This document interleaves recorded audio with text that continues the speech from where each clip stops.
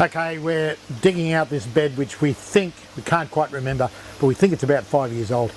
And as you can see, it's really messy. But anyway, time has come to change the gravel over. Now this is on a system that has got Murray cod in the main tank and 4 grow beds, media beds, and there's no additional filtration at all. So it's doing pretty well really. We're relying on the media beds to be the filters as well as a growing space for the plants. So that's pretty good. So while we're here, just have a look at the amount of rubbish that's in amongst the gravel. It's really dirty and really bad, but anyway, come time to change it over to brand new gravel. So what we're doing now with the gravel, we're taking it and putting it on the driveway, which is what we always do.